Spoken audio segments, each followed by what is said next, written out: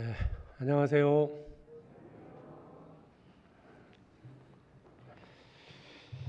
먼저 하나님께 기도드리겠습니다. 언제나 우리를 사랑하시는 아버지 하나님, 그 크신 은혜 참으로 감사합니다.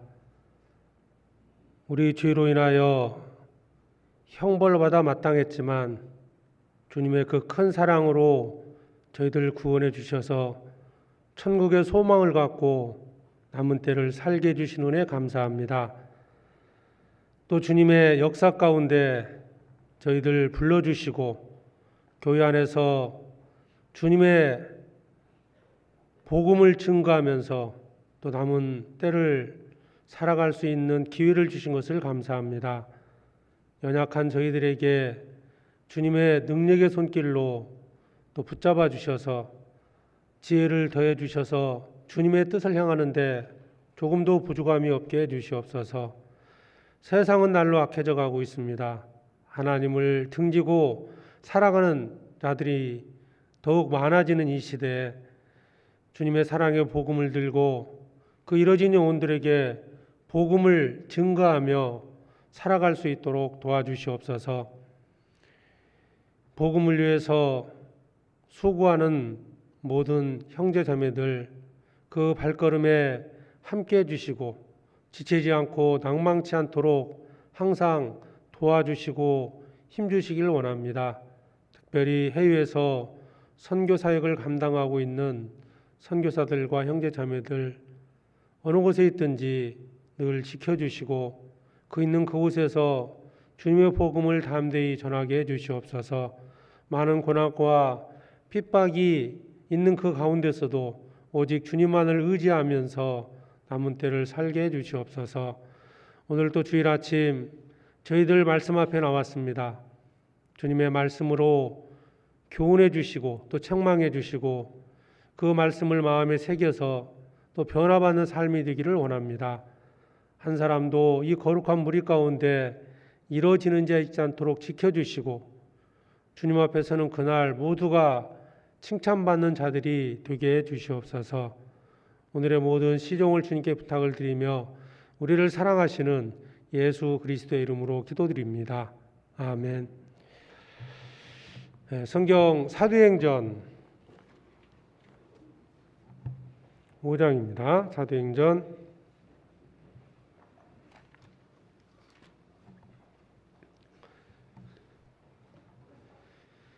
사도행전 5장 17절부터 보겠습니다.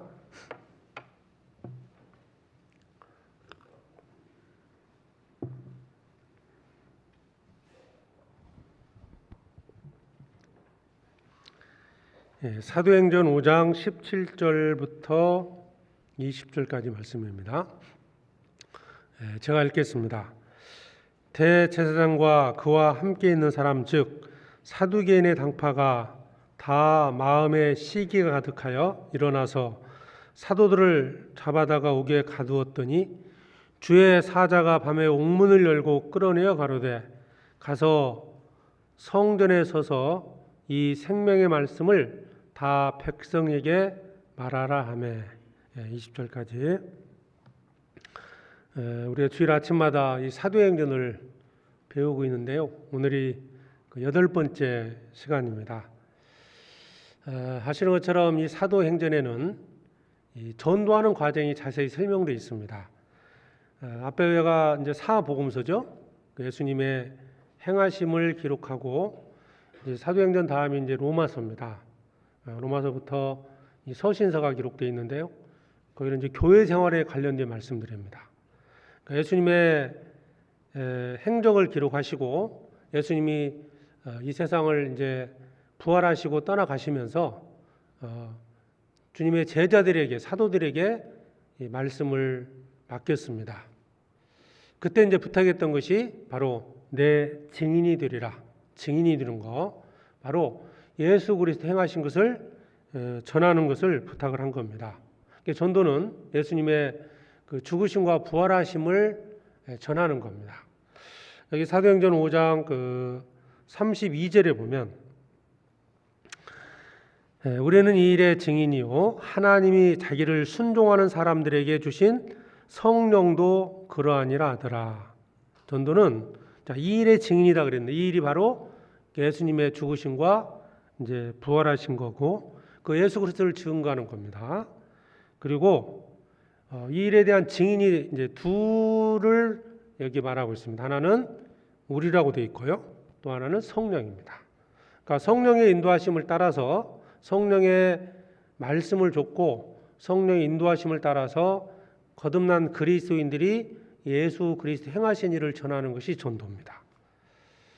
우리는 이제 주님의 죽으심과 부활하심을 목격한 자들이고 예수님의 그 십자가의 보혈을 통해서 죄사함을 받고 천국의 소망을 가진 자들입니다. 바로 예수 그리스도께서 하신 일을 증거하는 일을 주님 우리에게 맡기셨습니다. 그래서 이 성령께서 이 사도행전에는 어떻게 복음이 전해졌고 어떠한 방법으로 어떤 일이 생겼는지가 자세히 기록되어 있기 때문에 이 성경을 이 사도행전을 잘 연구해 보면 우리 전도의 방법들을 찾아볼 수 있습니다. 그리고 반대로 또 한편으로는 이 복음 전하는 것을 반대하는 게 이제 사탄이잖아요.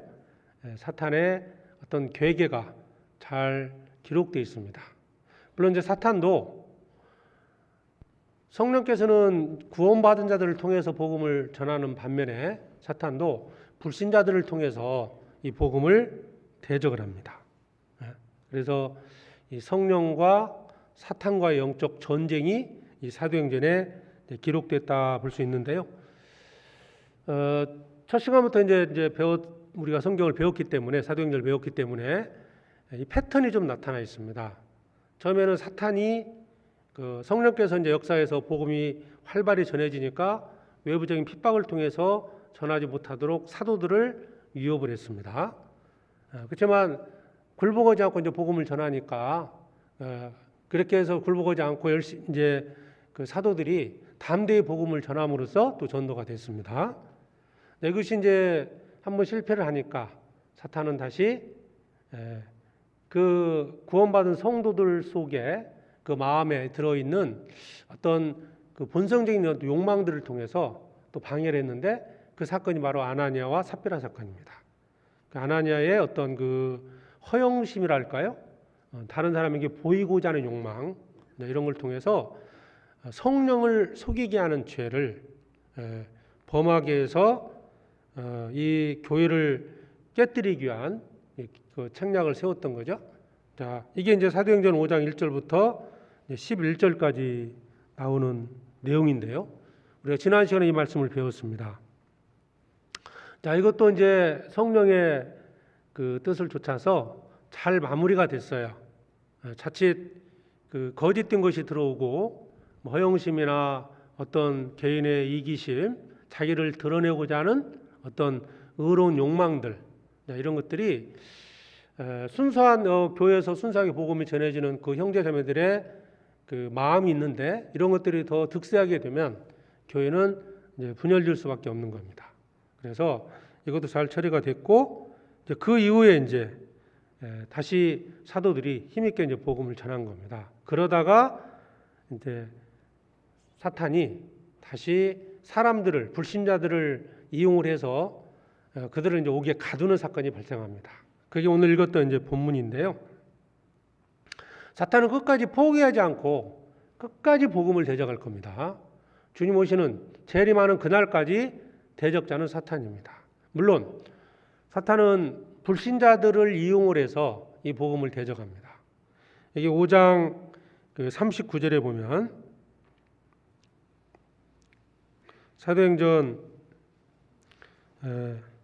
그 5장 19절에 보면 주의 사자가 밤에 옥문을 열고 끌어내어 가로되 이제 사도들이 옥에 갇혔을 때 주의 사자가 밤에 찾아와서 그들을 이제 구해냈는데요. 주의 사자가 그 사도들을 구해낸 것처럼 우리도 이제 구원받은 자들이 복음을 전할 때 고난과 핍박받을 때 주님이 찾아오셔서 또 고난 속에서도 함께해 주시고 그 어려움들을 극복할 수 있는 힘도 주시고 위로도 해주십니다. 그래서 오늘은 이제 이 주의 사자가 밤에 옥문을 열고 끌어내어 가로되 주의 사자가 찾아온 것처럼 우리에게도 전도하는 과정에서 고난받을 때 주님의 이루가 있다는 것을 알 수 있는데요.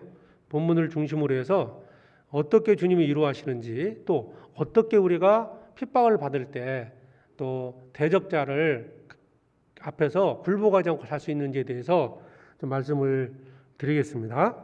자, 5장 11절을 먼저 보겠습니다. 5장 11절. 온 교회와 이 일을 듣는 사람들이 다 크게 두려워하니라. 성령을 속이는 죄, 사탄이 마음에 가득했다고 그랬습니다. 사탄의 표적이 누굽니까? 허영심을 갖는다든지 욕망을 가지고 있을 때 사탄은 그들을 통해서 역사한다는 겁니다. 꼭 불신자뿐만 아니고 구원받은 우리 마음속에도 얼마든 역사할 수 있다는 겁니다. 합당치 못한 마음을 가질 때, 세상에 대한 욕망을 가질 때 사탄은 역사해서 그 길로 가도록 만들어버리고요. 허영심 같은 게 있을 때 성도들 마음속에 역사하게 되면 성도들끼리의 어떤 마음이 나뉠 수 있다는 거죠. 교회의 어떤 분열을 통해서 교회를 또 파괴시키는 일을 한다는 거예요. 자, 근데 성령께서 사도 베드로를 통해서 이 일을 잘 처리했습니다. 자, 그 결과 12절입니다. 12절. 사도들의 손으로 민간의 표적과 기사가 많이 되매 믿는 사람이 다 마음을 같이하여 솔로몬 행각에 모이고. 믿는 사람들이 다 마음을 같이하여 모였다. 이 사도행전에 반복되는 단어, 바로 마음을 같이했다는 겁니다. 마음을 같이한다.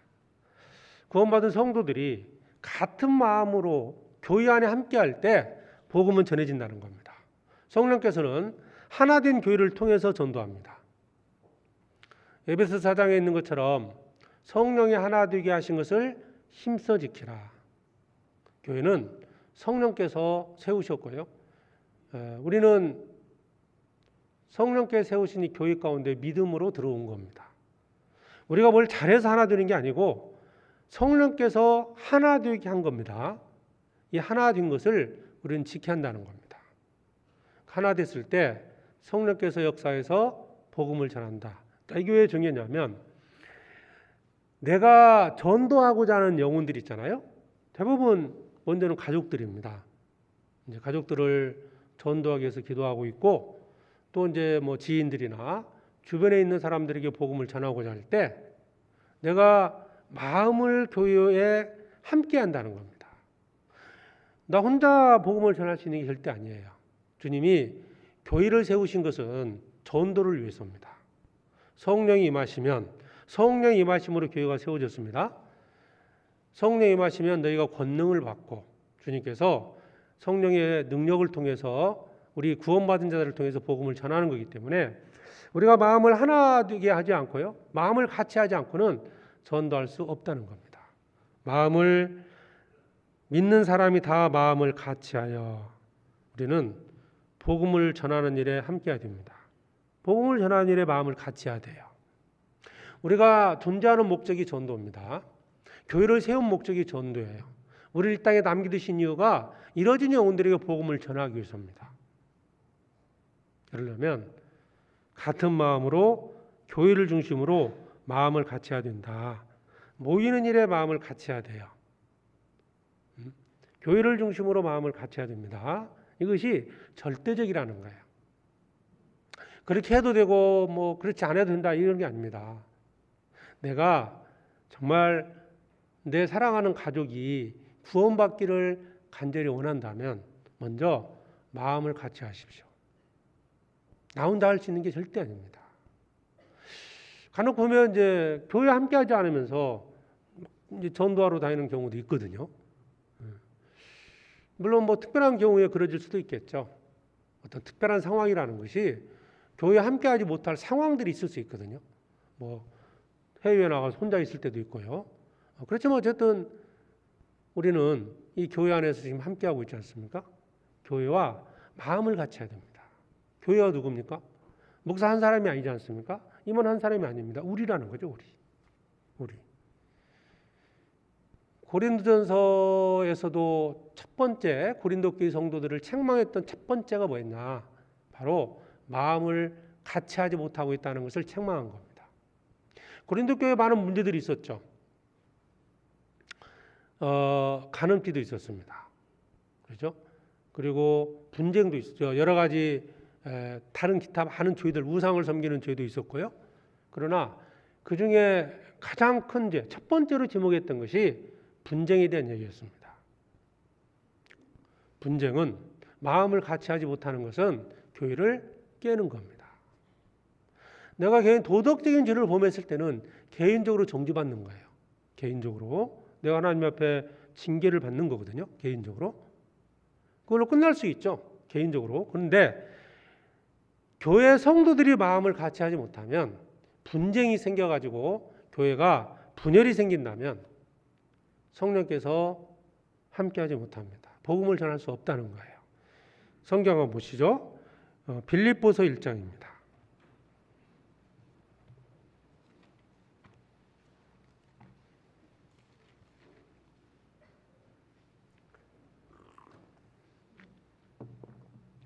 빌립보서 1장 27절.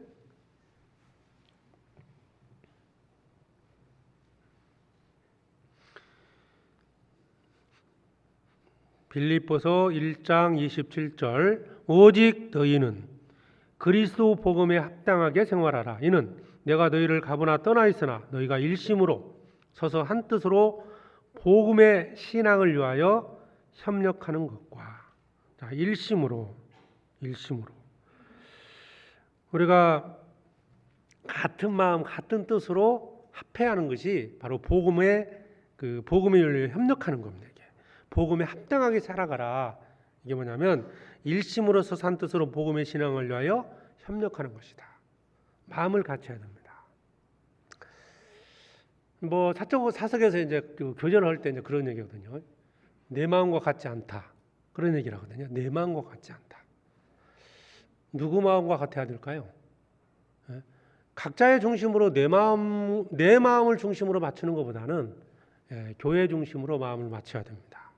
내 마음 같지 않다. 교회에 맞추셔야 됩니다. 교회를 중심으로 우리가 한 마음 한 뜻이 될 때 복음을 전할 수 있다는 겁니다. 형제가 연합하여 동감이 어찌 그리 선하고 아름다운 거. 시편 133편에 말씀하고 있죠. 형제가 연합하여 동거하는 것 자체가 선입니다. 하나님 보실 때 그게 가장 아름다운 모습이고요. 그 가운데서 주님이 역사합니다. 전도가 되지 않는 곳을 가보면 특징이 있습니다. 첫 번째가 마음을 같이 하지 못하고 있다는 거예요. 개인적으로 그래서 신앙적인 그 믿음에 뛰어나다, 믿음이 좋다라는 표현이 맞을지는 모르지만 개인적인 재능도 있어요. 믿음도 있어요. 근데 마음을 같이 하지 못하면 전도할 수 없다는 겁니다. 복음의 역사는 끝이 나요. 왜 전도가 안 될까? 물론 많은 요인들이 있습니다. 그러나 가장 중요한 것은 바로 마음을 같이 하지 못하고 있다는 것. 그게 가장 중요한 이유가 될 겁니다. 초대교회 시대 때 비록 고난과 핍박이 있었지만 사도들은 그리고 믿는 많은 무리들이 늘 함께 했다고 되어 있습니다. 그러니까 반복되는 단어는 마음을 같이 했다는 거예요. 그 결과가 뭘까요? 사도행전 5장 다시 보겠습니다.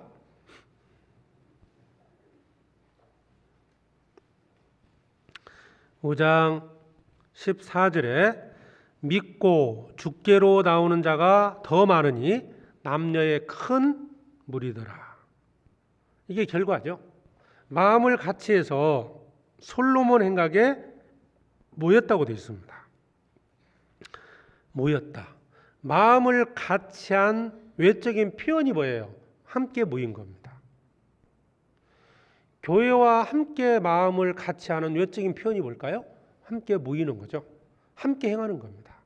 모일 때 함께 모이고, 봉사할 때 함께 봉사하고, 전도 집회 있을 때 함께 참석하고, 함께 기도할 때 함께 기도하고, 교제할 때 교제하고, 그죠? 그것이 마음을 같이 하는 겁니다. 다 마음을 같이 하여 솔로몬 행각에 모였습니다. 그 결과가 많은 사람이 구원받다는 겁니다. 믿고 주께로 나오는 자가 더 많으니 남녀의 큰 무리더라. 큰 무리가 될 정도로 많은 사람들이 구원받다는 겁니다. 그래서 우리가 먼저 생각해야 할 것은 복음을 위해서 협력하자. 그리고 지엽적이고 좀 부차적인 일 때문에 마음이 나뉘어서는 안 된다. 더 중요한 일을 위해서 작은 것들을 양보했으면 좋겠습니다. 수백 명의 형제자매들이 계신데요.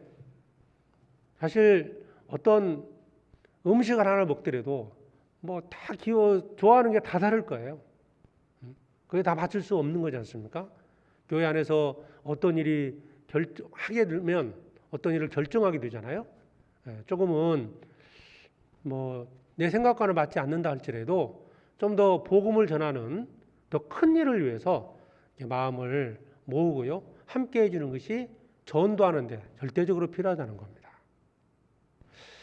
지금까지 나는 교회에 대해서 어떤 마음을 가지고 있는지, 교회 안에서 결정되는 일들에 대해서 어떤 태도를 보였는지 한번 돌아봤으면 좋겠습니다. 혹시 내가 마음을 같이 하지 않음으로써 전도하는 일이 더 더디게 되고 있지 않는지, 내가 불평과 원망을 함으로써 성령의 역사를 막고 있지 않는지를 좀 생각해 봤으면 좋겠습니다. 사도행전에는 마음을 같이 했을 때 여기에 사도들이나 제자들, 기타 많은 성도들이 어떤 믿음의 상태에 있는지는 모르지만 마음을 같이 했을 때 폭발적으로 복음이 전해졌다는 겁니다. 그것만큼은 틀림없습니다. 개인적인 건 안 나타나 있거든요. 잘. 여기에 믿는 사람들이 다 마음을 같이 했다 했을 때 이 믿는 사람들 중에서 조금은 뭐 도덕적으로 뒤가 있는 분도 혹 있을 수도 있을 거예요. 완벽하지는 않았지만 그렇지만 함께 했다는 겁니다. 그 결과 복음이 전해졌다는 거고요. 자, 이렇게 이제 힘있게 복음이 전해지기 시작하니까 사탄은 어떨까요? 이 대적자는 또 불신자들을 통해서 사도들을 핍박을 합니다. 17절 보겠습니다. 대제사장과 그와 함께 있는 사람 즉 사두개인의 당파가 다 마음에 시기가 가득하여 일어나서, 다 마음에 시기가 가득했다. 이게 이제 대표적으로 대제사장과 사두개인들이 나옵니다. 대제사장들은 주로 거기서 어떤 종교적인 기득권을 가지고 있는 사람들이라고 본다면요, 사두개인들의 특징이 있죠. 사두개인들은 부활을 믿지 않습니다. 하나님을 믿기는 믿지만 부활, 죽음의 세상을 믿지 않는 거예요. 그러면 그들이 하나님을 믿고 이 세상에서 육신적인 축복만을 얻고자 하는 그런 사람들이 사두개인입니다. 자, 그들이 마음에 시기가 가득했다고 그랬죠? 마음에 시가 가득했어요. 같은 마음을 가진 거죠? 그러니까 어떤 행동을 했습니까? 그들이 일어나서 사도들을 잡아다가 오게 가둔 겁니다. 사도행전 앞부분에서 나면서부터 안진병이 된 사람을 고쳤습니다. 그때 제사장들의 공격을 받았죠. 두 번째는 16절에 15, 16절에 보면, 여기 5장 15, 16절에 보면 병자를 고치는 사건들이 나옵니다. 그 사건 이후에 다시 제사장들이 다시 사도들을 공격을 합니다. 오기에 가둔 거예요. 이 사람들이 얼마나 큰 권력이 있냐면 이 사람들이 예수님을 죽였지 않습니까? 사도들을 잡아다가 공의에 세우고 재판을 해서 죽일 수 있는 권력이 있었습니다. 옥에 갇혔다는 얘기는 곧 죽을 수도 있다는 뜻입니다. 그냥 잠깐 잡혔다가 풀리는 이런 정도가 아닙니다. 거기 보면요, 그 5장 그 30절을 보시죠. 30절. 너희가 나무에 달아 죽인 예수를 우리 조상의 하나님이 살리시고, 너희가 나무에 달아 죽인 예수, 그들은 예수님을 실제로 죽였습니다. 그리고 33절에 보면 저희가 듣고 크게 노하여 사도들을 없이 하고자 할세. 이 없이 한다는 뜻이 뭐예요? 죽인다는 거거든요. 이때 사도들을 실제로 죽이려고 했던 겁니다. 그런 큰 핍박이 있었던 거예요. 베드로와 요한만 붙잡힌 게 아니고요. 많은 사람들이 이때 붙잡힌 거예요. 그래서 죽을 위기에 처했을 때 주님이 건져주신 거거든요. 사실 이 당시에 이제 초대교회 시대 때부터 시작해서요. 많은 핍박이 있었습니다. 정말 많은 그 믿음의 선진들이 죽임을 당했고요. 그 죽음을 불사하고 전도했기 때문에 그 복음이 나에게까지, 우리에게까지 온 거예요. 내가 구원받은 것은 처음 이 사도들이 사탄의 반대에 굴복하지 아니하고 그 핍박에 굴복하지 않고 끝까지 목숨 걸고 전도했기 때문에 나에게까지 이 복음이 전해진 겁니다. 나를 전도한 사람 있잖아요. 그죠? 그 형제님을 전도한 분이 또 있습니다. 거슬러 올라가면 결국 사도 바울까지 올라갈 수 있을 거예요, 아마. 그죠? 만약 사도들이 죽음이 두려워서 전도하는 일을 포기했다면 그 복음은 나에게까지 오지 않았을 겁니다. 바울과 베드로와 요한이 투옥됐고 사도 요한도 반모섬으로 쫓겨갔죠. 거기서 요한계시록을 기록을 했습니다. 피 흘림이 없이는 교회는 축복받지 못한다라는 말이 있습니다. 피 흘림이 없이는 결코 교회가 축복을 받을 수 없다는 겁니다. 피 흘림이 없이는 전도할 수 없다는 겁니다. 우리가 끝까지 어떤 핍박에도 굴복하지 않고 가야 할 이유가 여기에 있습니다.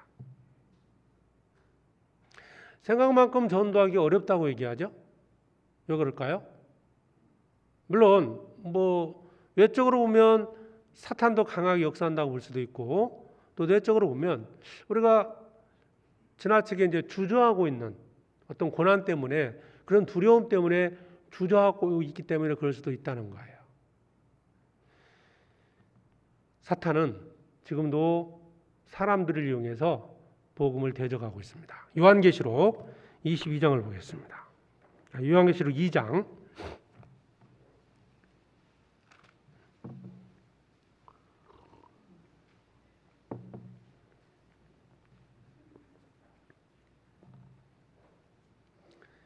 요한계시록 2장 9절을 보겠습니다.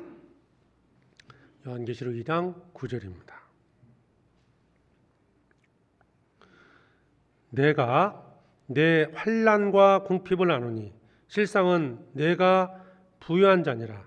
차칭 유대인이라 하는 자들의 회방도 아노니 실상은 유대인이 아니요 사단의 회라. 사단의 쓰임받는 무리가 바로 사탄의 회입니다. 그들은 탐욕이 가득했죠. 그러니까 사람들의 어떤 욕망을 가지고요 사탄은 이용한다는 거죠. 우리 세대도 동일하다고 볼 수 있습니다. 이건 이제 성경에 기록되어 있다는 것은 이게 반복적으로 역사 속에 나타나다는 뜻이거든요. 크게 보면 예수님께서도 세 가지 누룩을 이제 주의라고 말씀하고 있는데 바리새인의 누룩, 사두개인의 누룩, 헤롯의 누룩입니다.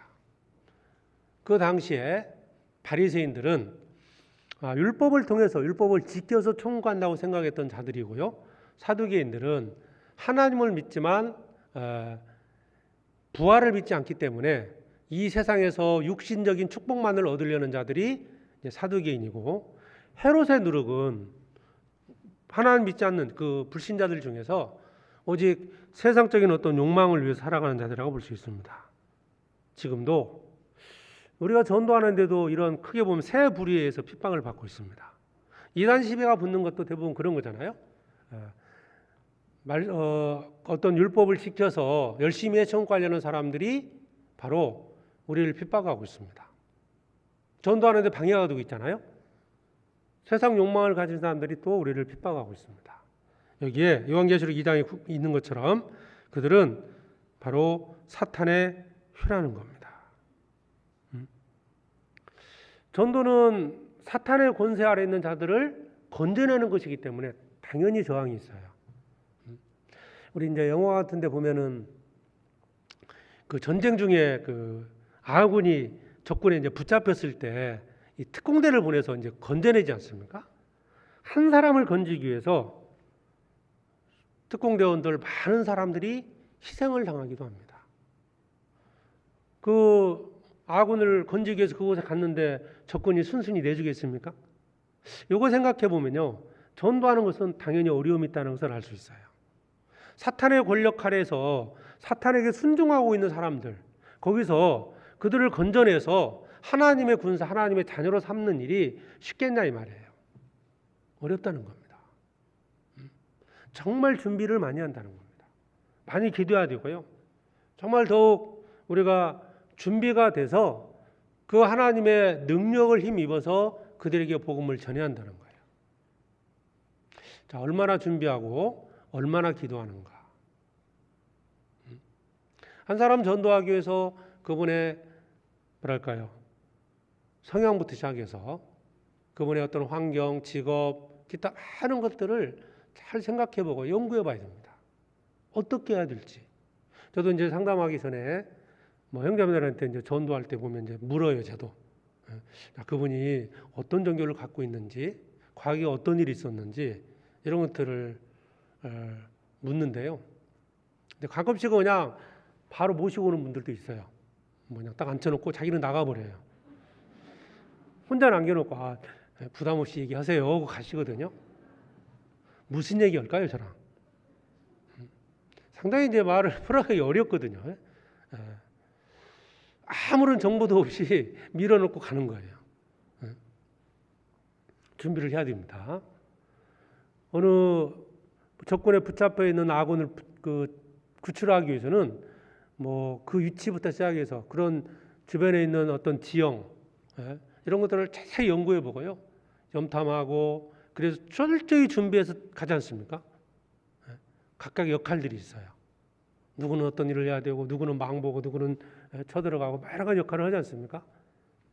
전도할 때 우리가 이제 구역에서 여기 전도하는 모습을 보면 실제로 그렇게 합니다. 또 한 영혼을 전도하기 위해서 기도하는 분이 있고, 차를 이제 모시러 가는 분도 있고, 식사 제공하는 분도 계시고, 함께 말씀을 들어주는 분도 있고, 이런 다양한 방법, 여러 가지를 통해서 협력해서 어떤 복음을 전하는데요. 우리 구원받은 그리스도인들의 그 희생을 통해서 반드시 복음이 전해진다는 것. 우리 헌신, 한 사람 구원을 위해서 수십 명이 아니면 수백 명의 피가 필요할 수도 있다는 겁니다. 한 사람 전도를 위해서 많은 그리스도인들이 기도하고 헌신하는 겁니다. 지난 주간에 집회했지 않습니까? 수백 명이 모여서 정말 바쁜 한 주를 보냈어요. 근데 몇 명 구원받았을까요? 뭐 그 수야 이제 하나님 아시겠지만, 아무튼 수백 명이 함께 기도했지만 소수의 사람이 구원받거든요. 이게 헛된 일이 절대 아닙니다. 그만큼 전도가 어렵다는 거예요. 핍박도 있고 수많은 고난이 있다는 거. 사탄의 회, 사탄이 이용하고 있는 그런 무리들이 있다. 그들로부터 강한 반대, 강한 저항을 받는다는 겁니다. 우리는 그것을 극복하고 전도해야 돼요. 힘있게 복음이 전해지니까 사도계인들, 제사장들 그것을 시기해서 사도들을 오게 가두었어요. 자, 그런데 주님은 그 모습을 지켜만 보실까요? 자, 사도행전 5장 다시 보겠습니다.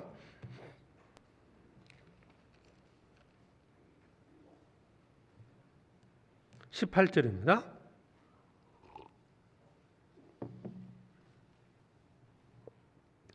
사도들을 잡아다가 옥에 가두었더니 주의 사자가 밤에 옥문을 열고 꺼내려 가로되.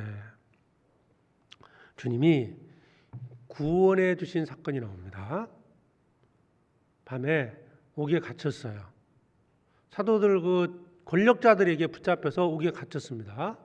어떤 공포가 있었을까요? 죽을 수도 있다는 겁니다. 날이 새면 재판을 받고 공의 앞에 서서 재판받고 죽을 수도 있는 그런 두려움이 있었을 겁니다.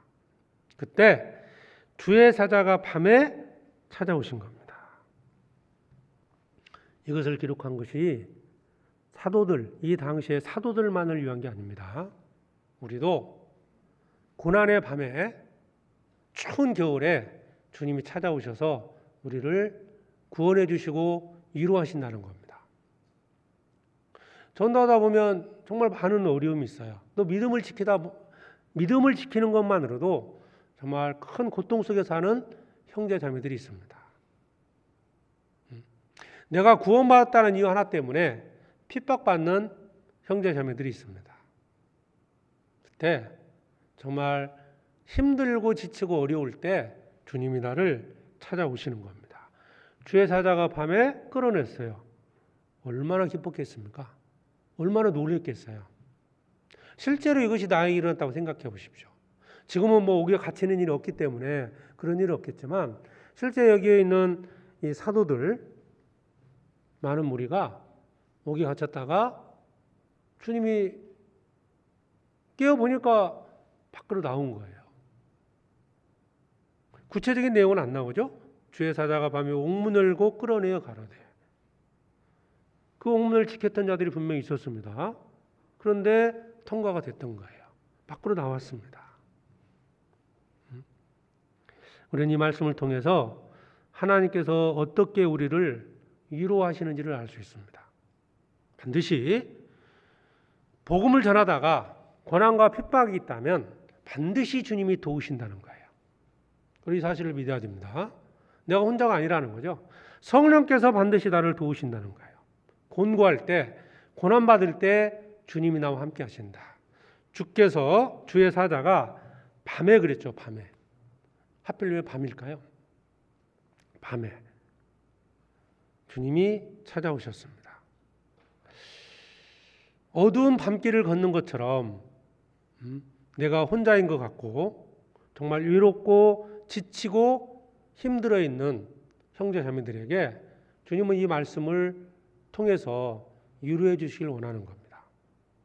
사도들이 그랬던 것처럼 주님은 지금도 나에게 늘 찾아와 주셔서 나를 위로하고 있다는 거예요.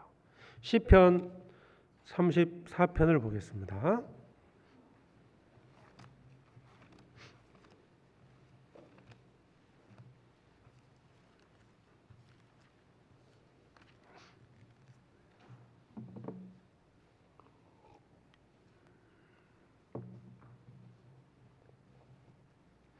시편 34편 6절입니다. 시편 34편 6절. 이 곤고한 자가 부르짖음에 여호와께서 들으시고 그 모든 환난에서 구원하셨도다. 여호와의 사자가 주를 경유하는 자를 둘러 진치고 저희를 건지시는도다. 이 시편 34편은 다윗의 시죠. 다윗이 수많은 고난을 겪었습니다. 다윗은 실제로 하나님으로부터 그 고난 중에서 구원받았고요. 위로받았습니다. 그걸 기록한 거잖아요. 곤고한 자, 모든 환난에서 구원하셨다. 선지자들도 고난당할 때 항상 주님이 도우시고 건져주셨습니다. 우리는 복음을 전한다는 것은 주님의 일을 맡아서 하는 거잖아요. 성령께서 내게 맡기신 일을 하는 겁니다. 나를 홀로 버려두지 않는다는 거예요. 두려워하지 말아야 됩니다. 전도하는데 주저해서는 안 돼요. 이 전도할 때 보면 자꾸 이제 이 두려움을 가져버리니까 이게 할 말을 못하는 경우가 정말 많지 않습니까? 이 구약 성경에 보면 많은 선지자들이 하나님의 말씀을 전하다가 고난당했지만 그 가운데서 주님이 위로하는 장면들이 많이 나오거든요. 특히 이제 그 아합과 이세벨을 피해서 도망쳤던 그 엘리야, 주님께서 찾아주셔가지고 먹을 수 있는 떡과 물을 주셨습니다. 풀무본에 들어갔던 다니엘의 세 친구, 천사가 나타나서 지켜주신 겁니다. 또 사자굴에 던져졌던 다니엘, 주님이 그 사자 입을 봉해서 그를 구해 주셨습니다. 이외에도 많은 사건들이 구약 성경에는 기록되어 있습니다. 우리도 구원받았다는 이유, 전도하는 이유 하나 때문에 핍박받고 있는 게 우리입니다. 주님은 고난 중에서 우리를 구원하신다는 것. 주의 사자가 밤에 찾아와서 사도들을 건진 것처럼 우리도 주의 일을 하는 과정에서 고난이 있을 때 반드시 주님이 도와주십니다. 볼지어다 내가 세상 끝날까지 너희와 항상 함께 있으리라. 예수님이 마지막 약속이었거든요. 부활 승천하시기 전에 주님이 약속입니다. 항상 너희와 항상 함께 있으리라. 언제까지요? 세상 끝날까지. 그래서 다른 보혜사, 즉 성령을 이 땅에 보내주시고 우리와 항상 함께 하시는 겁니다. 주님은 나와 항상 함께 하신다. 이것을 잊지 말라는 거죠. 교회에서는 성도들이 함께 합니다. 이롭지 않죠. 교제하고 있을 때. 근데 이제 세상으로 갔을 때, 가정으로 돌아가고 일터로 돌아갔을 때, 구원받은 사람이 다 혼자뿐일 때, 혼자라고 생각하십니까? 주님의 마지막 약속, 볼지어다 내가 세상 끝날까지 너희와 항상 함께 있으리라. 너희와 항상 함께 있는다. 주의 사자가 내 곁을 지켜주고 있다는 것. 그것을 잊지 않았으면 좋겠습니다. 주님의 약속입니다. 그리고 사도행전 5장 다시 보겠습니다. 사도행전 5장에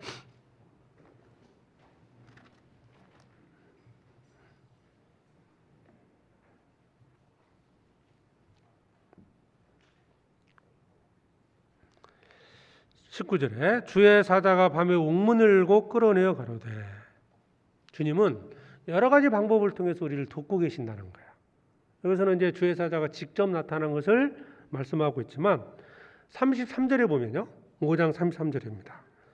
저희가 듣고 거기에 노하여 사도들을 없이 하고자 할세 바리새인 가말리엘은 교법사로 모든 백성에게 존경을 받는 자라. 공인 중에 일어나 명하여 사도들을 잠깐 밖에 나가게 하고 말하되 이스라엘 사람들아 너희가 이 사람들에게 대하여 어떻게 하려는 것을 조심하라. 가말리엘을 통해서 사도들이 극적으로 또 건짐을 받습니다. 아까 이제 옥에 갇혔던 사도들을 주의 사자가 끌어내서 말씀을 전하라고 했을 때 성전에 가서 또 전했거든요. 이 제사장들이 그 사도들을 붙잡아라 그랬는데 옥에는 이미 사라진 거예요. 소문을 들어보니까 성전에서 또 전도하고 있다는 거예요. 다시 그들을 붙잡으라고 그랬어요. 붙잡아다가 공회에 세워놓고 그들을 이제 정말 잡아 죽이려는 그런 재판을 하려고 했을 때 가말리엘이 나타나서 불신자입니다. 이 가말리엘이 나타나서 중재를 하는 거예요. 이 사람들 함부로 처단해서는 안 된다. 그러니까 이 두 가지 사건이 기록되어 있죠. 하나님께서 직접적으로 개입해서 건져주시는 것도 있지만 때로는 전혀 불신자를 통해서도 우리를 지켜주시고 보호하신다는 겁니다. 반드시 주님은 피할 길을 주신다는 거예요. 내가 부딪혀보면 부딪히기 전에는 정말 두렵지만 막상 부딪혔을 때는 반드시 피할 길을 주십니다. 고린도전서 10장을 보겠습니다.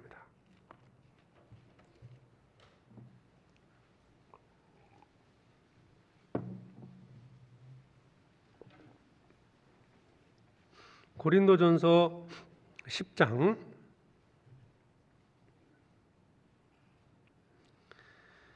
13절입니다.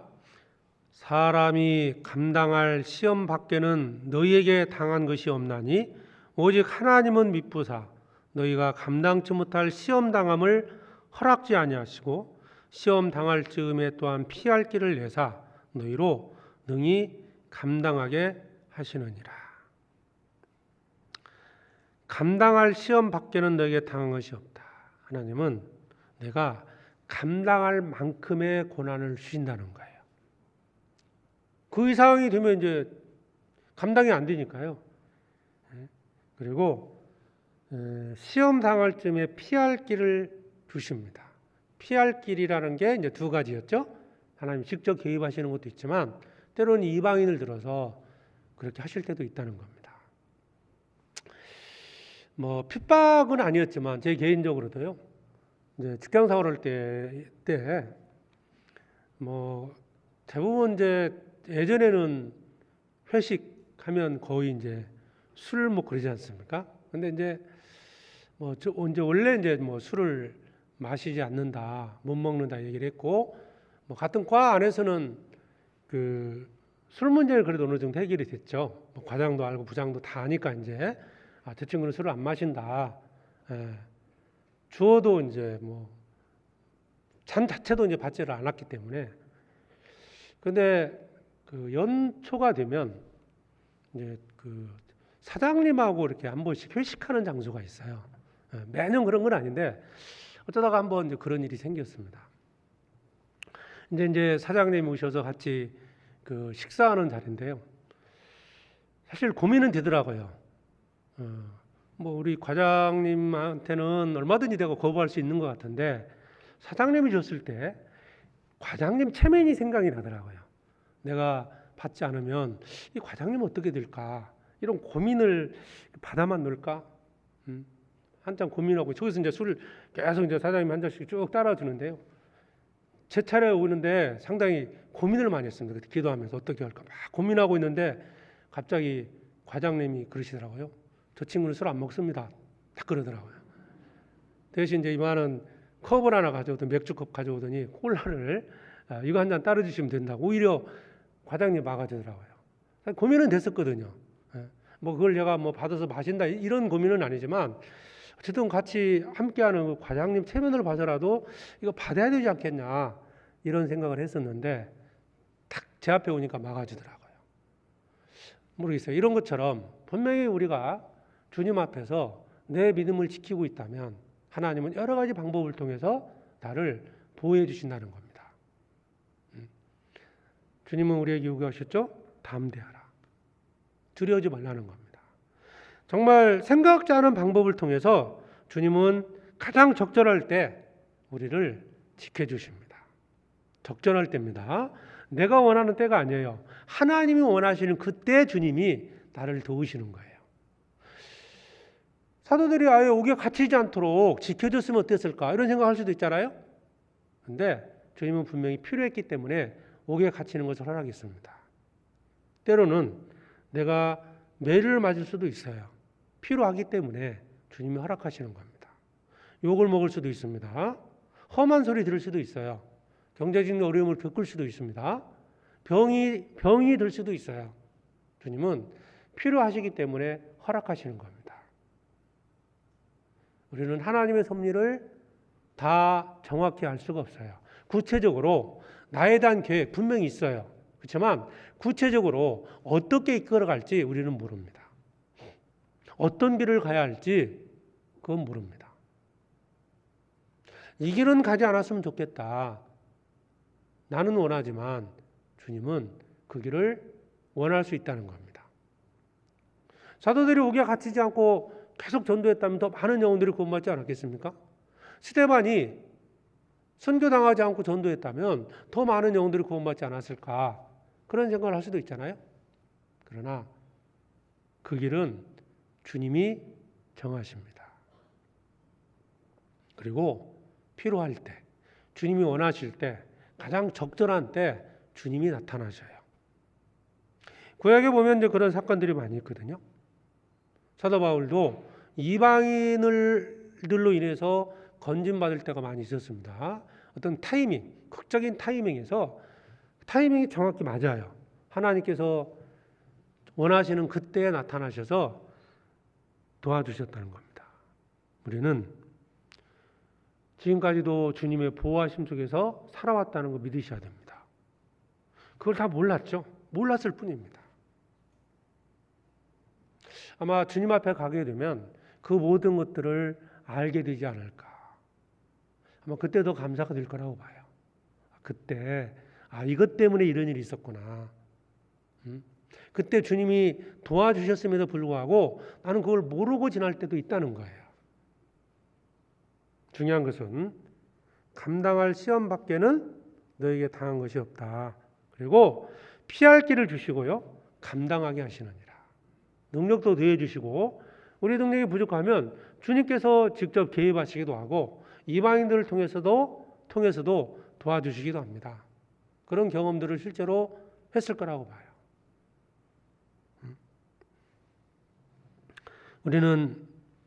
우리가 주의 이름을 위해서 핍박을 받고 있다면 반드시 주님이 찾아오시는 그때가 있다는 겁니다. 반드시 그날이 있습니다. 낭망하지 마시고요. 주의 사자가 밤에 찾아왔습니다. 붙잡혔을 때 즉각 찾아온 게 아니죠. 많은 기도가 있었을 거라고 봐요. 정말 하나님께도 기도했을 거라고 봅니다. 사도행전 5장 다시 보겠습니다. 5장 19절에 주의 사자가 밤에 옥문을 열고 끌어내어 가로되 왜 주님이 건지셨을까? 이유가 중요합니다. 왜 건지셨을까? 사도들이 이제 너 지금까지 전도하는 고생했다. 집에 가서 편히 쉬어라. 이러려고 건졌을까? 육신의 축복을 주기 위해서 건졌을까? 아닙니다. 20절입니다. 가서 성전에 서서 이 생명의 말씀을 다 백성에게 말하라 하매. 왜 건져주셨을까? 왜 도우셨을까? 왜 능력을 더해 주시느냐? 생명의 말씀을 전하기 위해서입니다. 목적이 분명히 있다는 거예요. 밤에 건졌죠. 밤에 21절에 보면 저희가 듣고 새벽에 성전에 들어가서 가르치더니 밤에 건져냈어요. 새벽에 성전에 사람들이 예배드리기 위해서 모입니다. 쉬지도 않고요. 바로 성전에 가서 전도했다는 거예요. 주님은 왜 내게 능력을 더해 주실까? 주님은 왜 내게 환경을 허락해 주실까? 주님은 왜 내게 건강을 주시고 먹을 걸 주시고 입을 걸 주실까? 생명의 말씀을 전하기 위해서입니다. 이 세상에서 잘 먹고 잘 살게 하려고 우리에게 어떤 걸 주는 게 아니에요. 건강을 주셨어요. 전도하라는 겁니다. 물질을 다른 사람보다 더 많이 주셨어요. 더 큰 집, 더 좋은 집, 더 좋은 차 타고 다니라고 주신 게 아니겠죠? 복음을 전하기 위해서입니다. 각각의 재능은 다릅니다. 주님이 주신 달란트는 각각 달라요. 자, 건강을 주셨다면 또 힘있게 봉사하는 일에 동참하는 게 맞겠죠. 내게 좀 더 많은 시간을 주셨다면 많은 시간을 또 주를 위해서 투자를 해야 됩니다. 내게 어떤 특별한 재능을 주셨다면 그 재능을 가지고요. 하나님 앞에 드려져야 한다는 거죠. 음식을 잘하십니까? 네, 주방에서 열심히 봉사하시면 되겠죠. 찬양을 잘하셔요? 네, 또 찬양대에서 열심히 하나님을 찬양하면 됩니다. 목소리 좋은 이유가 뭡니까? 네? 노래방 가서 100점 맞으라고요? 네. 그거라고 뽐내라고 준 건 절대 아니거든요. 과거에는 그게 하나의 재능이었지만 이제는 하나님 앞에 받은 달란트, 하나 은사가 돼서 주님을 섬겨야 됩니다. 성격이 밝고 좋으십니까? 그러면 그런 좋은 분위기 만들어서 교제하는데 또 쓰임 받는 거거든요. 각각의 역할이 다릅니다. 그러니까 그런 달란트를 가지고 주님을 섬겨야 한다는 거죠. 가끔씩 그런 비평을 하는 분이 있어요. 저 자매님은 입만 갖고 산다고. 예? 입만 갖고 산다. 말만 하고 행동하지 않는다는 거죠. 근데요, 그것도 하나의 재능입니다. 정말입니다. 재능. 말을 막 하고 자기는 사라졌어요. 나머지 분들이 일하거든요. 근데요, 말하는 분이 없으면 일하지 않습니다. 그죠? 이것도 하나님 주신 달란트입니다. 감사하게 생각이 되겠죠? 불평할 필요 없습니다. 야, 청소 한번 하자. 대부분 하고는 싶었는데 안 했어요. 그냥 앉아 있습니다. 어떤 분이 야, 우리 한번 청소 한번 하자. 청소 한참 하는데 그분은 사라졌어요. 근데 그분이 있었기 때문에 또 그 일도 할 수 있었던 겁니다. 우리는 각자 하나님께 받은 재능, 달란트를 가지고 하나님을 섬겨야 됩니다. 왜 저분은 헌금을 적게 하냐? 왜 저분은 봉사를 적게 하냐? 그런 불평하지 마시고요. 내가 재물이 많다면 헌금 많이 하시면 되고요. 내가 능력이 있고 시간이 있고 건강하다면 열심히 또 교회 안에서 봉사하시면 됩니다. 서로 판단하고 비판하지 마시고요. 예. 자, 주님은 우리를 왜 고난 중에서 건져주실까? 왜 우리의 필요한 것들을 주실까? 이유는 한 가지입니다. 생명의 말씀을 전하는 겁니다. 군인이 있습니다. 붙잡혔어요. 왜 건져주실까요? 싸우기 위해서입니다. 디모데후서 2장을 보시죠.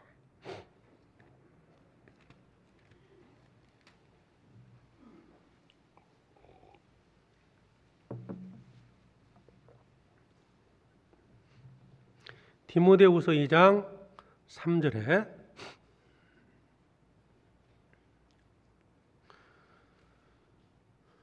네가 그리스도 예수의 좋은 군사로 나와 함께 고난을 받을지니 군사로 다니는 자는 자기 생활에 얽매이는 자가 하나도 없나니 이는 군사로 모집한 자를 기쁘게 하려 함이라. 군사로 모집한 자가 있습니다. 성령께서 우리를 부르셨습니다. 하나님의 군사로. 붙잡히면 건져주십니다. 필요한 것들 주십니다. 국가의 부름을 받고 이제 군에 입대를 했어요. 당연히 군대에서 책임져 주지 않습니까? 국가에서 먹을 거, 입을 거 다 줍니다. 아프면 치료해 줍니다. 우리는 하나님의 군사로 부르심을 받았다. 그래서 주님은 싸울 군사로 부르셨기 때문에 싸울 수 있도록 힘도 주시고 많은 것들을 제공해 주시는 겁니다. 근데 만약에 그것을 내 사적인 용도로만 쓰고 있다면 주님이 기뻐하시겠습니까? 군사로 모집한 자를 기쁘게 하려 함이라. 군인이 군사로 모집한 자를 기쁘게 하는 방법이 뭐냐? 열심히 싸우는 거죠. 전쟁이 일어났을 때 싸우는 거지 않습니까? 지금은 성령 시대죠. 성령과 사탄의 영적 전쟁이 있는 시대입니다. 우리가 뭘 해야 되겠습니까? 여전히 내 육신의 어떤 문제만을 위해서 살아가는 것은 합당치 않다는 겁니다. 바울을 하나님께서 건지신 이유가 뭐겠습니까? 사도들을 왜 그 핍박 가운데서 왜 옥에서 죽을 위기에서 건져주셨을까요? 네, 복음을 전하기 위해서입니다. 사도 바울이 수많은 고난을 겪을 때마다 주님이 찾아오셔서 위로하셨습니다. 근데요, 거기에 목적이 있어요. 사도행전 한 번 더 볼까요? 23장에 보면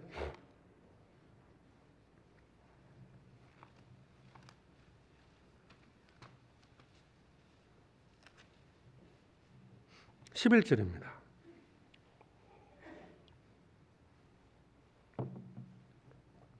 사도행전 23장 11절에 그날 밤에 주께서 바울 곁에 서서 이르시되 담대하라. 내가 예루살렘에서 너희를 증거한 것 같이 로마에서도 증거하여야 하리라 하시니라.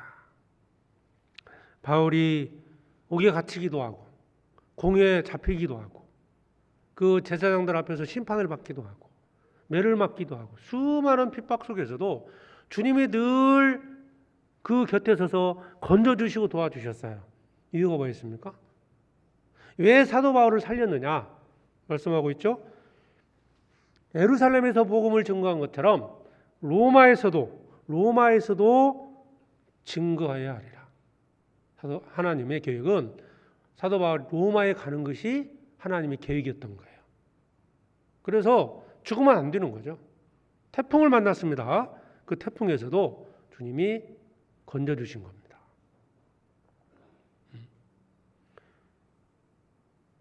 우리가 복음을 전하기 위해서 이 땅에 남겨졌습니다. 우리는 자부심을 가져야 돼요. 그래도 대한민국이 평안한 것은 우리 때문이다. 왜? 우리가 할 일이 남아있고요. 전도하기 위해서 주님께서 평안을 주고 있다.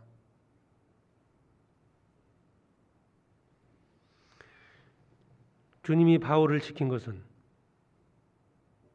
하나님의 일꾼으로, 복음 전하는 전도자로 로마에서 복음을 전하기 위해서 남겨두셨다는 겁니다.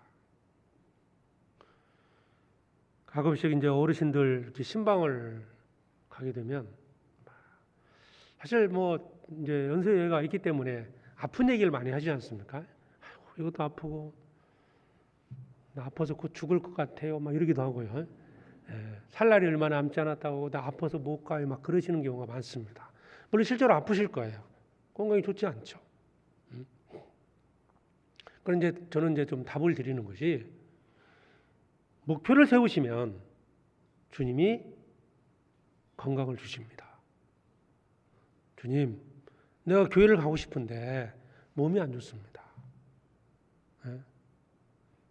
건강 주십시오. 그러면 주님은 건강 주십니다. 그렇게 이제 교제하거든요. 내가 아직 전도하지 못한 자식들이 있습니다. 그 자식들을 전도하기 위해서라면 내가 아직도 더 살아야 됩니다. 오래 살고 싶으면 그렇게 기도하시라고요. 그러면 주님이 수명을 연장시켜 주지 않겠습니까? 건강도 주시는 거죠. 내가 복음을 전하기 위해서 간절히 기도한다면 주님은 건강도 주시고 생명도 지켜주시고 필요한 것들로 반드시 채워주십니다. 왜? 할 일이 있는데요. 왜 사도들을 옥에서 건졌느냐? 생명의 말씀을 전하기 위해서다. 왜 주의 사자가 찾아왔느냐? 복음을, 그들을 통해서 복음을 전해야 되기 때문에 주의 사자가 찾아온 겁니다. 만약 내가 내 육신적인 것을 위해서만 살아가고 있다면 고난 핍박 속에서 주님이 도와주시겠습니까?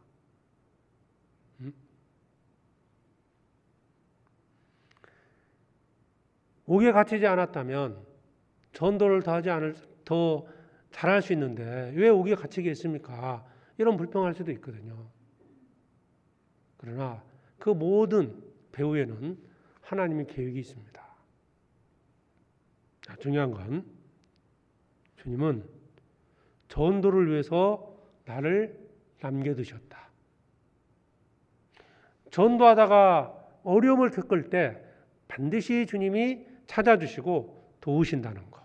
그 때는 주님이 정하십니다. 주님이. 가장 적절한 때 주님이 찾아주십니다. 아마 내가 원하는 때가 아니라 주님이 원하시는 때, 다시 사도행전 5장을 보시죠.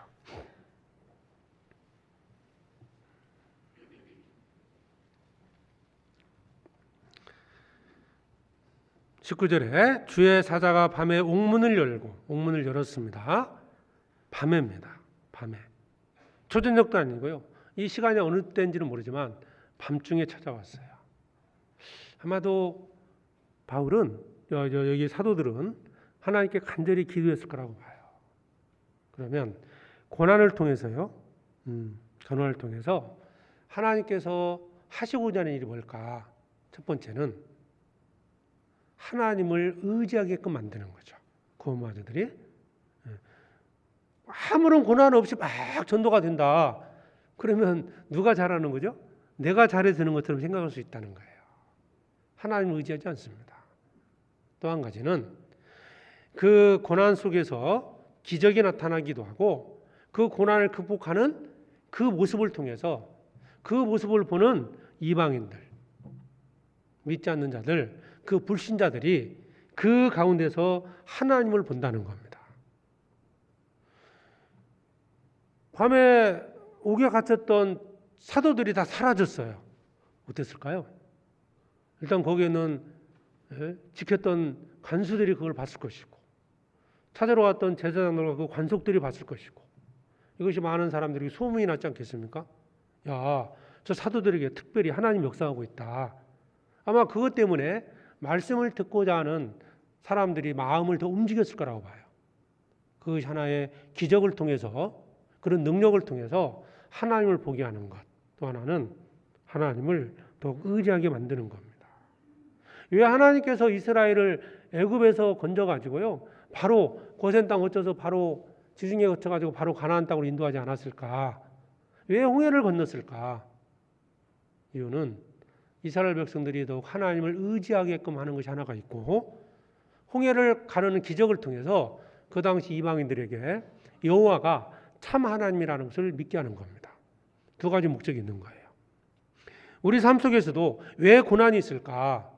왜 고통이 있고 왜 뜻하지 않은 불행이 찾아올까?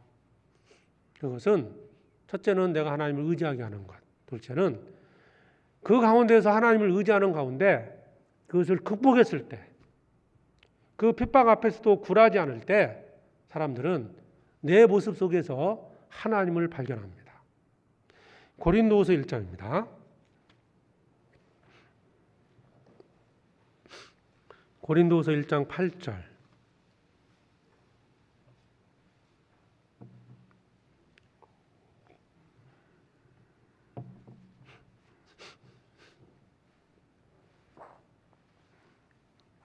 (1장 8절에) 형제들아, 우리가 아시아에서 당한 환난을 너희가 알지 못하기를 원치 아니하노니 힘에 지나도록 심한 고생을 받아 살 소망까지 끊어지고 우리 마음에 사형선고를 받은 줄 알았으니 이는 우리로 자기를 의뢰하지 말고 오직 죽은 자를 다시 살리시는 하나님만 의뢰하게 하심이라. 하나님만 의뢰하게 한다. 옥에 갇혔을 때 그들은 기도했습니다. 하나님의 도움 없이는 살아날 수 없다. 우리 생활 속에도, 우리 삶 속에도 그런 일이 얼마든지 생길 수 있습니다. 주님, 도무지 저는 제 힘을 할 수 없습니다. 간절히 기도하죠. 기도한 그때 주님이 역사하십니다. 정말 어려움 속에서, 어려운 환경이지만 그 어려운 환경을 극복하고 믿음을 지키고 있다. 그러면 그 가운데서 나를 지켜보는 많은 사람들이 있습니다. 하나님을 보게 됩니다. 환경이 어려운데 웃음을 잃지 않고 기쁨으로 살아가고 있다. 나는 정말 기뻐서 살아가고 있어요. 그런데 그것을 보는 자들이 있다는 겁니다. 그들에게 하나님을 증거하는 겁니다. 보이지 않는 하나님을, 내 삶 속에서 하나님을 증거할 수 있는 게 뭘까요? 고난이고요. 고난 속에서 그 고난을 극복할 때 하나님을 그들은 보게 될 겁니다. 하나님만 의리하게 되고 하나님을 나타내기 위해서 우리에게 고난을 허락하십니다. 사도행전 5장 다시 보겠습니다.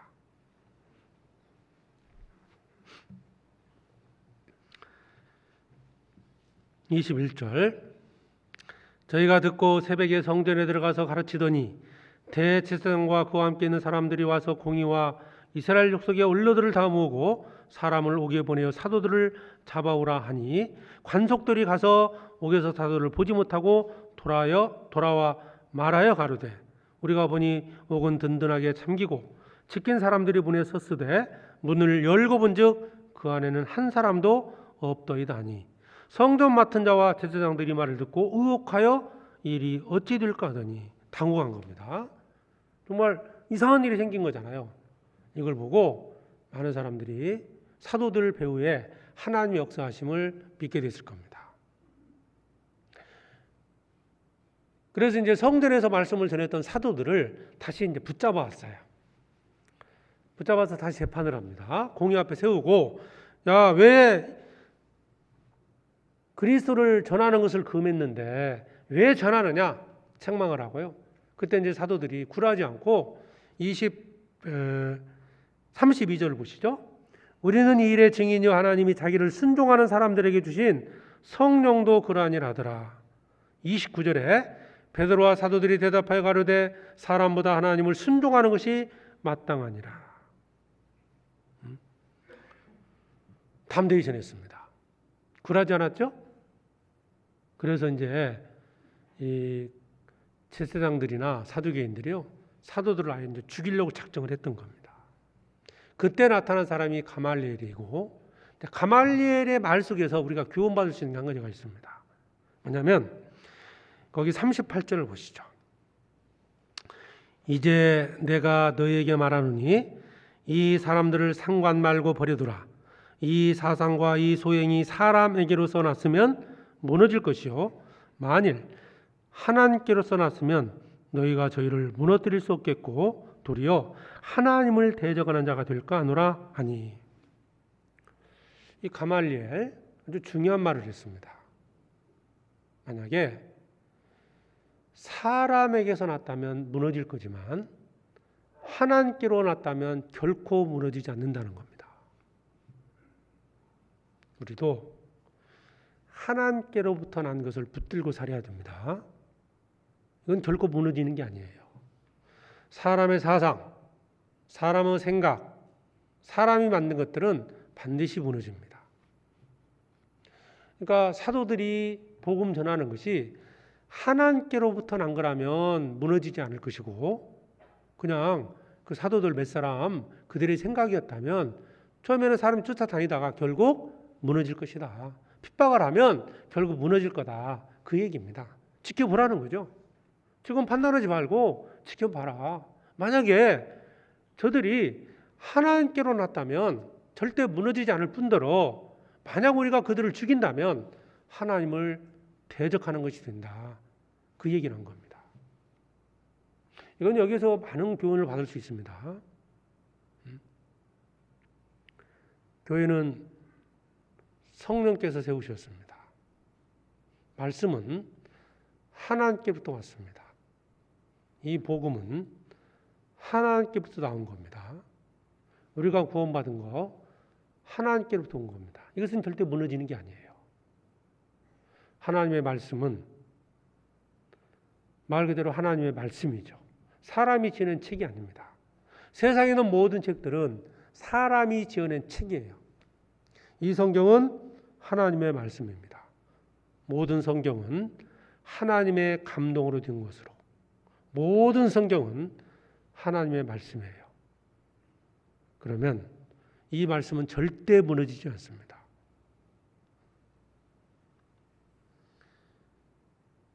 천지가 없어지기 전에는 율법의 1.1획이라도 반드시 없어지지 아니하고 이루리라. 성경 말씀은 반드시 성취가 됩니다. 반드시 이루어집니다. 그러니까 우리는 말씀을 듣는 태도, 말씀을 읽는 태도가 어떻게 해야 됩니까? 설마라는 생각으로 읽어서는 안 돼요. 반드시 이루어집니다. 미워하지 마라. 미워서는 안 됩니다. 반드시 심판이 있습니다. 죄를 버리라. 죄를 버려야 됩니다. 어쩌다 사람이 지어낸 얘기 아니지 않습니까? 사람이 얘기를 하는 게 아니에요. 말씀을 가지고 말씀을 통해서 권고할 때, 말씀을 들을 때, 교제 안에서 성경을 읽을 때, 말씀을 읽을 때 정말 조심해야 됩니다. 가말리엘이 그랬잖아요.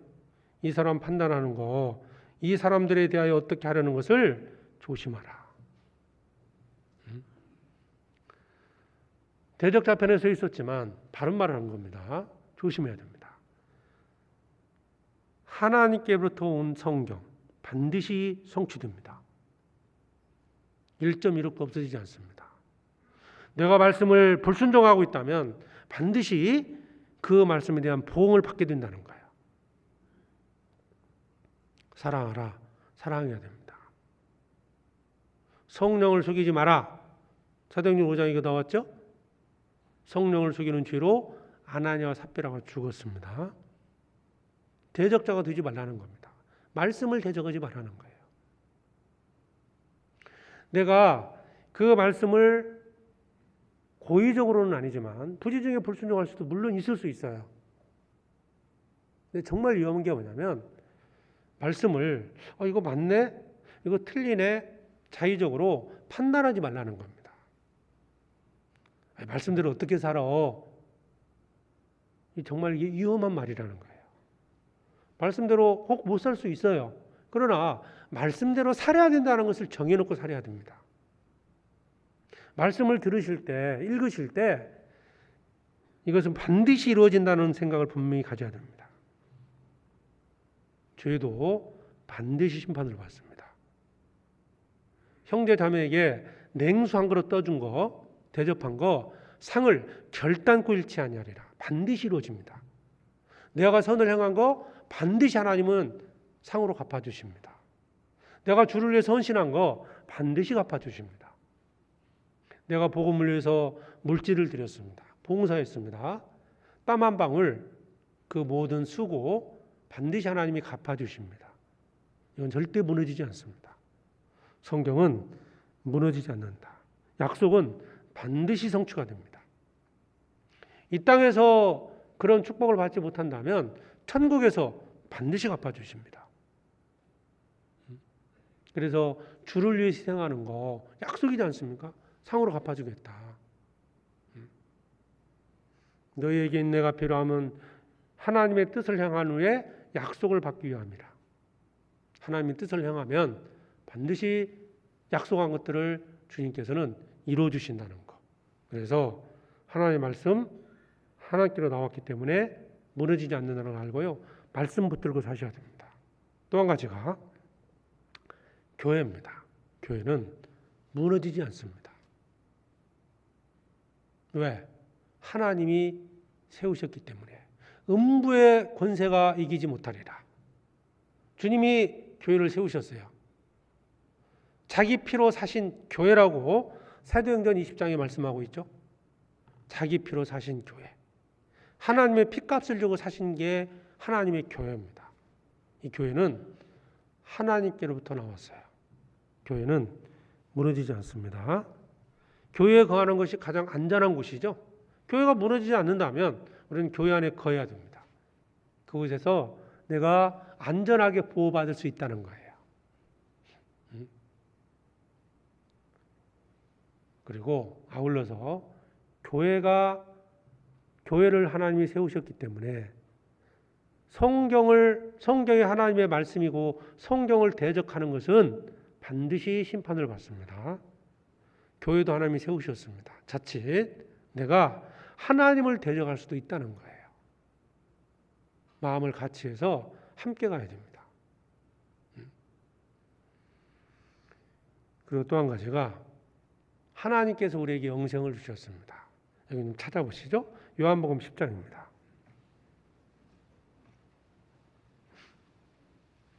요한복음 10장 28절에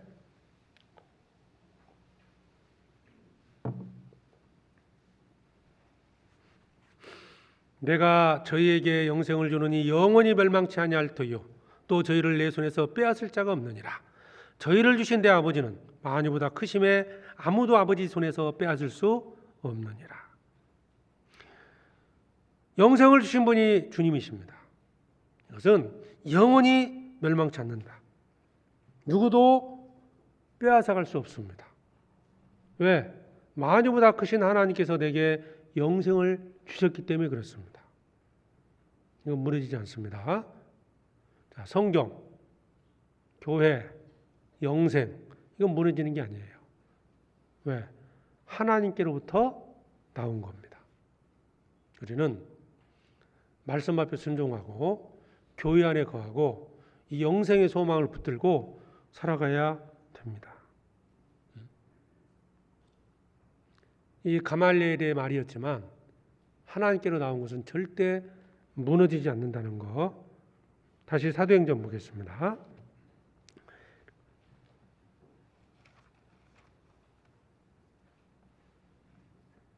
사도행전 5장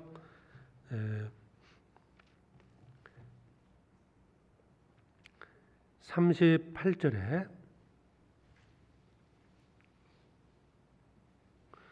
이제 내가 너에게 말하노니 이 사람들을 상관 말고 버려두라.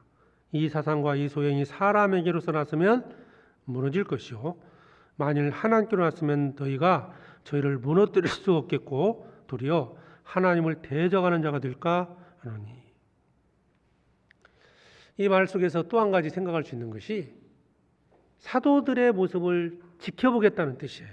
이게 이제 공회가 사도계인들, 제사장들이 사도들과 믿는 무리들을 유심히 지켜보겠다는 뜻입니다.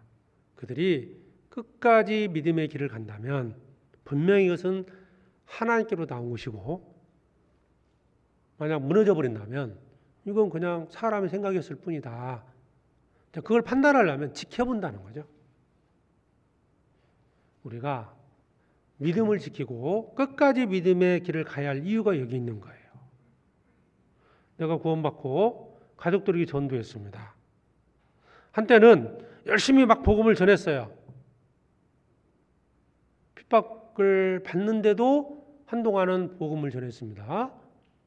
속으로 그럴 거예요. 두려움도 있습니다. 가족들이 야 정말 내 아내가 변한 걸 보니까 정말 하나님 계신가 보다. 그럼에도 세상 욕망 때문에 복음을 받아들이지 못한 채 핍박을 했습니다. 두려움이 있어요. 하나님 정말 계실까? 근데 어느 순간 갑자기 아내가 믿음이 무너졌어요. 교제도 참석 안 하고 전에 했던 것처럼 열심히 전도하는 것도 아니고 세상 욕망 가운데 살아가고 있는 것을 보게 될 때 그 남편은 어떤 마음이 들까요? 하나님 없다. 하나님 죽었다. 생각하지 않겠습니까? 나는 모르지만 내 모습을 지켜보는 자들이 있다는 거 아십니까? 가족들이 그럴 수도 있어요. 회사 내에서도 그럴 수 있습니다. 전혀 모르는 사람들이 내 모습을 지켜보는 거예요. 아, 저 사람 크리스찬하고 그러는데 뭔가 좀 다르다. 근데 점점 믿음이 성장하는 쪽으로 간다면 하나님에 대한 두려움을 갖게 될 겁니다. 근데 믿음이 점점 쇠퇴하는 쪽으로 간다면 똑같다고 생각할 겁니다. 중요한 것은 나를 지켜보고 있다는 겁니다. 나를 통해서 하나님의 능력이 나타나고 나를 통해서 하나님이 나타나질 때 전도할 수 있다는 거예요. 사도들의 모습을 많은 사람들이 지켜봤을 겁니다. 그런데 아무리 핍박을 해도 계속 복음을 전하고 있고 전도가 되기 시작하는 겁니다. 그 모습을 보고 하나님께 돌아온 자들이 실제로 많이 있다는 거예요. 야, 저거 정말 사실인가 보다. 예수가 정말 그리스도고 정말 하나님의 아들인 게 맞는가 보다 라고 생각을 하고요. 예수 믿는 자들이 점점 늘어났다는 겁니다. 우리가 믿음을 지켜야 할 이유가 여기에 있습니다. 안타까운 게 뭐냐면 한때는 열심히 살았어요. 근데 지금은 아니라는 겁니다. 우선 가정에 가보십시오. 내 자녀들이 있습니다. 자녀들은 뭘 볼까요? 남편이 있습니다. 높게 보면 다른 가족들이 있어요. 친척들이 있습니다. 제가 예전에 어떤 형제님 한 분이 정말 열심히 살라고 어머니 전도하고 아버지 전도했어요. 근데 염려하는 소리를 들었어요. 우리 아들이 변했다. 주일도 교회를 잘 안 가는 것 같고. 그러니까 부모를 전도해놓고 본인이 그렇게 살고 있어요. 그래도 어머니는 믿음이 좋았습니다. 아버지가 먼저 실족했어요. 교회 안 나오기 시작합니다. 여러분 여기에 대한 책임을 져야 되지 않을까요? 책임. 나를 지켜보는 자들이 있습니다. 내가 교회 안에 어떤 어려움이 있어가지고 교제에 참여 못할 수도 있어요. 근데 그걸로 끝날까요? 나를 지켜보는 가족들이 있습니다. 그분을 실족시켰다. 책임 있지 않겠습니까? 자녀들이 엄마 모습을 지켜보고 있어요. 한때는 정말 교회 잘 나가야 된다, 암송시키고 그랬던 분이 교제에 멀어지고 있다. 자녀들을 전도해서 회복시킬 것이 얼마나 힘들어지겠습니까? 믿음을 지켜야 됩니다. 나를 지켜보는 자들이 있습니다. 우리는 혼자가 아니라는 걸 생각해야 돼요. 나로 인해서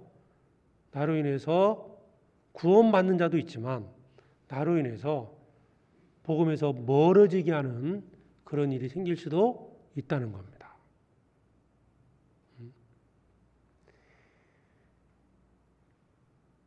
우리가 주님 오실 때까지 끝까지 믿음을 지켜야 할 이유가 여기에 있는 겁니다. 사도들의 그런 모습을 이제 제사장들, 사두개인들 지켜보고 있습니다. 뿐만 아니라 많은 백성들이 사도들의 모습을 지켜본 거예요. 핍박을 받아도 어떤 상황에서도 공의 앞에서도 담대하게 말씀을 전했어요. 믿는 사람들이 점점 많아지기 시작합니다.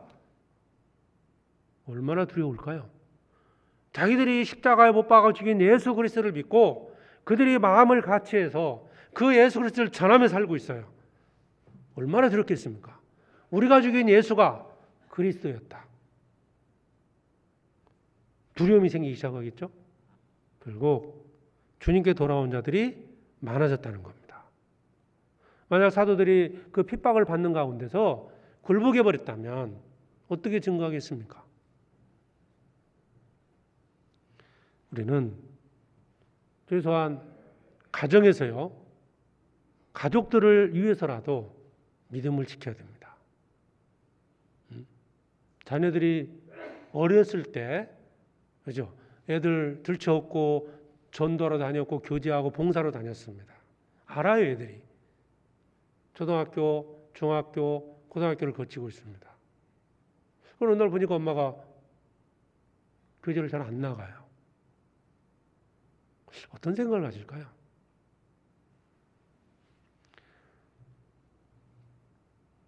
나는 나름대로 이유가 있을 수 있어요. 아까 말씀드렸지만 다른 이유가 있을 수 있어요. 그러나 나와 관계된 가족들, 그들의 영혼이 어떻게 될 건지 생각해 보신다면 서운했던 거, 좀 상처받았던 거 극복할 수 있을 거라고 봅니다.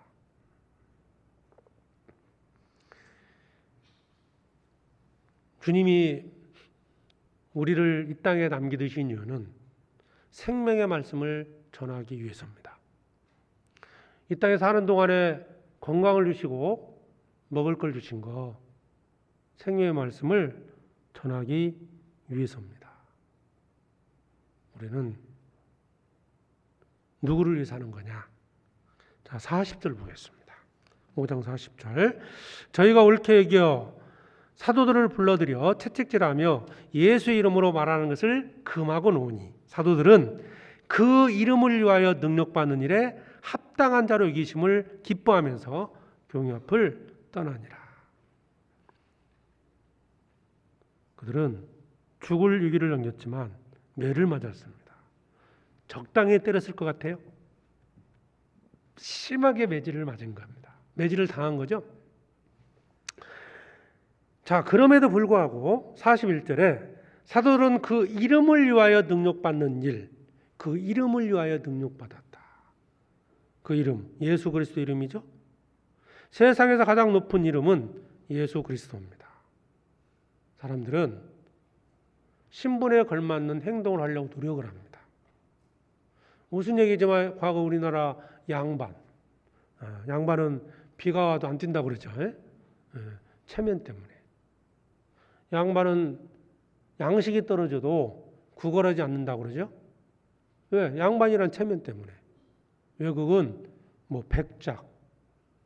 백작에 맞는 걸맞는 행동을 합니다. 그 이름 때문에. 세상에서 가장 높은 이름, 가장 영광스러운 이름, 바로 예수 그리스도입니다. 나를 구원해 주신 예수 그리스도.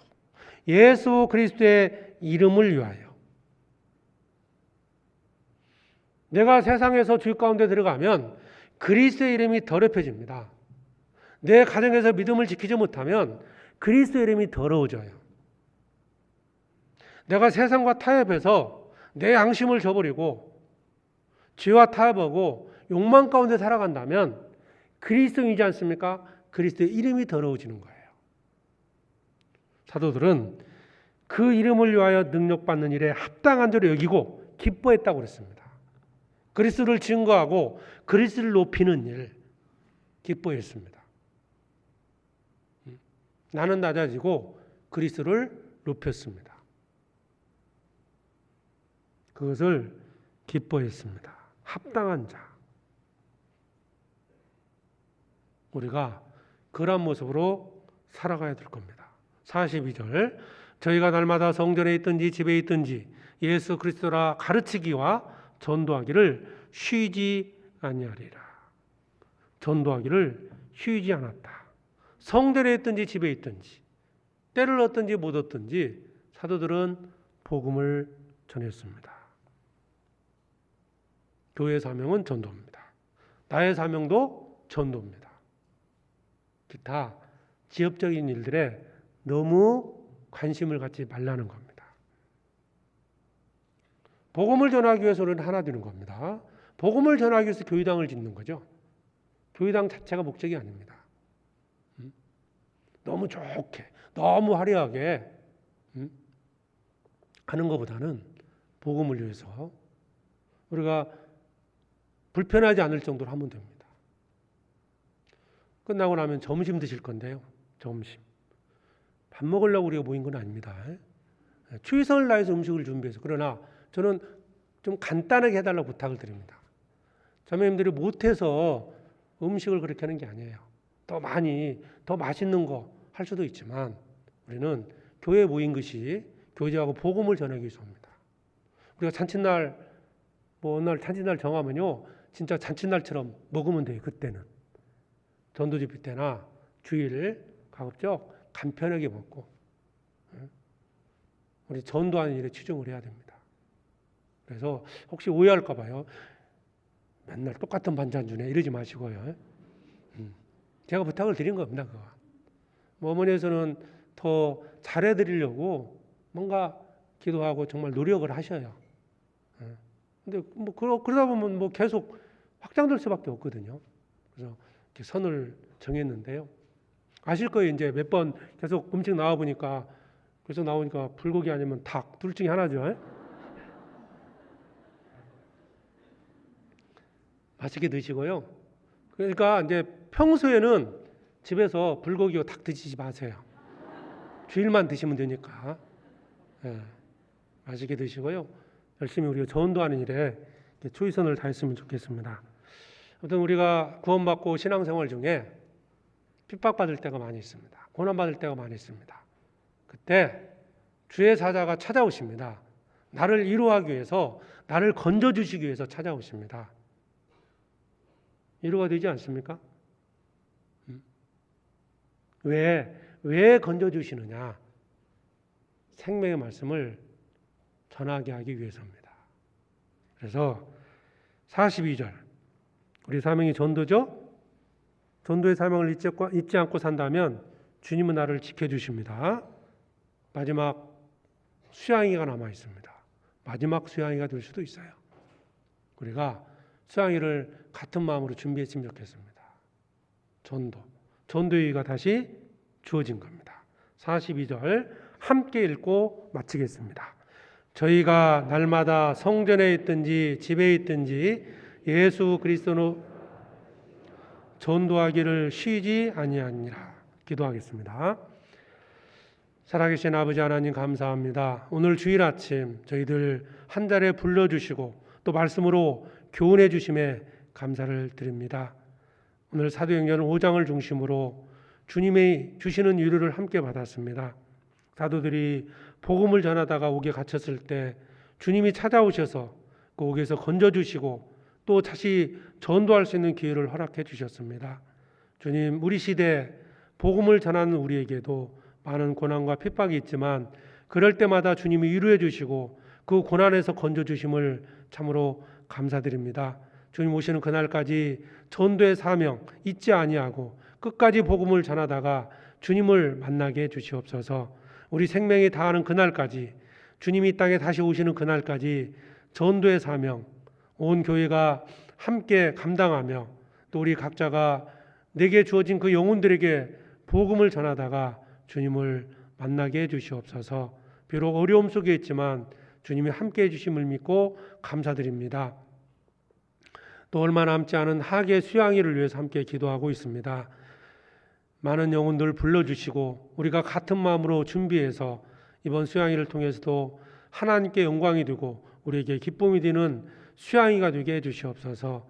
또 한 주 앞으로 다가온 은장이 집회도 함께 해주시고 우리 어르신들 꼭 말씀 앞으로 나오게 해주셔서 모두가 구원받고 소망 가운데 살게 해주시옵소서. 우리를 사랑하시는 예수 그리스도의 이름으로 기도드립니다. 아멘.